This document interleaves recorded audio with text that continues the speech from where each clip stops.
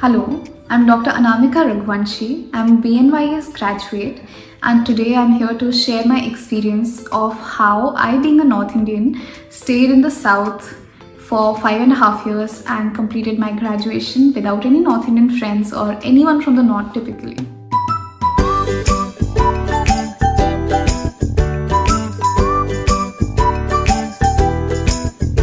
So starting with why I had to choose a college in South India where there were no North Indians. So the first and the only answer I have to this is because I wanted to do a naturopathy course. So when I passed out in 2013, there were only 10 naturopathy colleges or 12 naturopathy colleges in India that were functioning, and out of those I wanted to obviously join a college that was one of the best or the best, and that's why I had to shift to Karnataka. Karnataka has the top 2 colleges in India, and that's why I joined a college in Karnataka. That was the only reason, not because I wanted to move away or something, because I just wanted to do a good course from a good college. That's the only reason.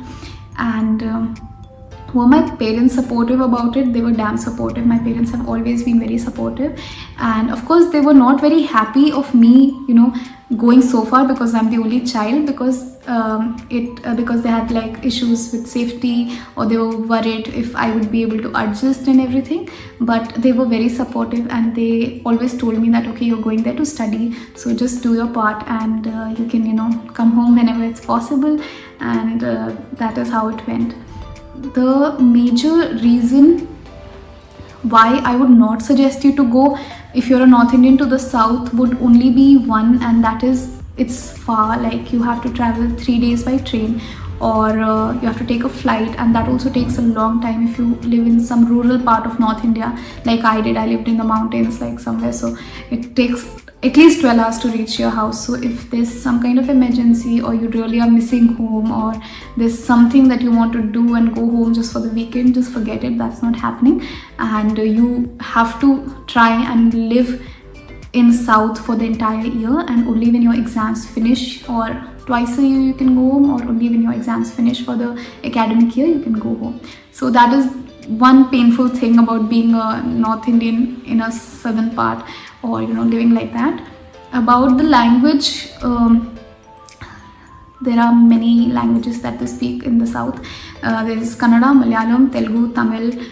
We had Nepali students, so there was Nepali. We had North Eastern students from Meghalaya and Manipur, so they used to speak their language. Then we had people from Bhutan, and we had people from Maharashtra.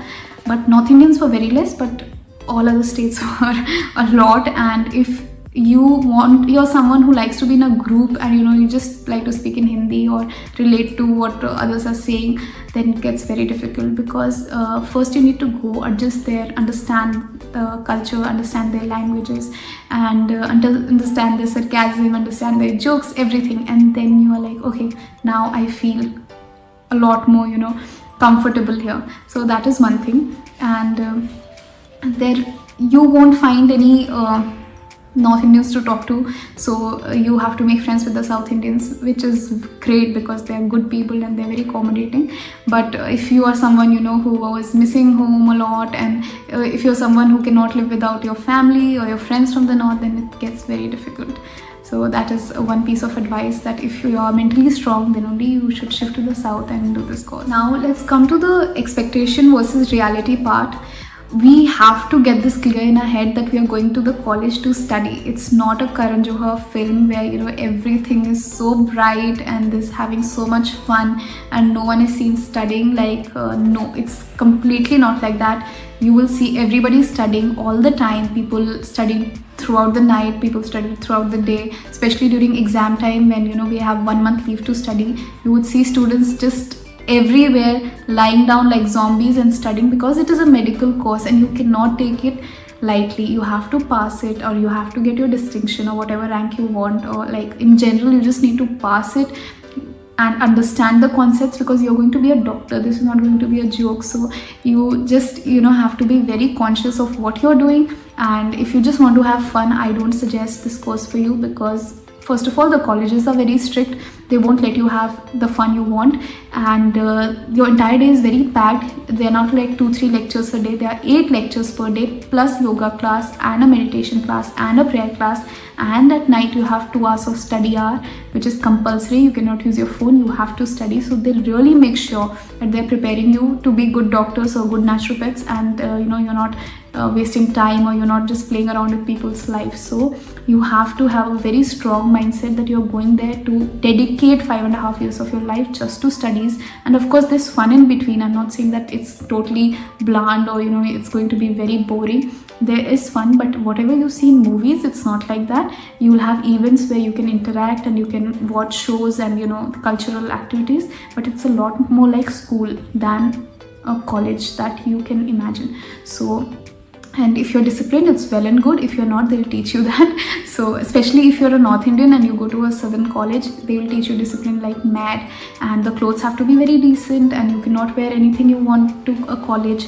There's a conduct, like you have to wear a suit, and the length of the suit should be this much, and the apron, you have to wear a white coat above it or the apron above it all the time. You have to have your ID card, and it's a very professional course. So if you are just expecting it to be a casual college, it is nothing like that. So now let me point out the best things about being a North Indian in a southern place, and the things that are not very good. So the best thing would be that you will get a very beautiful cultural experience, and you get to celebrate Onam, and you get to see so many dance forms of the southern India. The food is brilliant if you are into South Indian food, and you'll get a lot of South Indian friends, which is a treasure for a lifetime.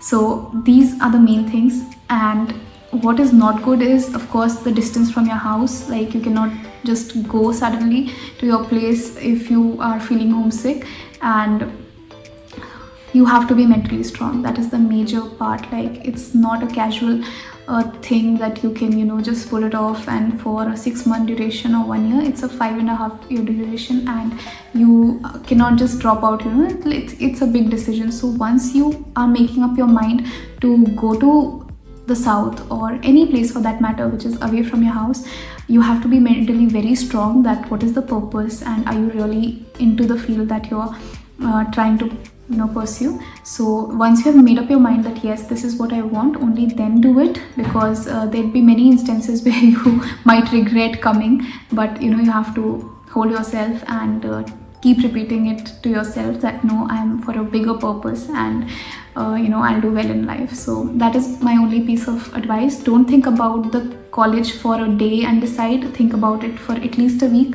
See all the videos, and just talk to your friends, talk to people whom you think will give you proper advice, and only then take a decision. Because any college you go to, of course you have to work hard, but this could be a little extra hard. So that's my only advice to you, and wishing you all the very best.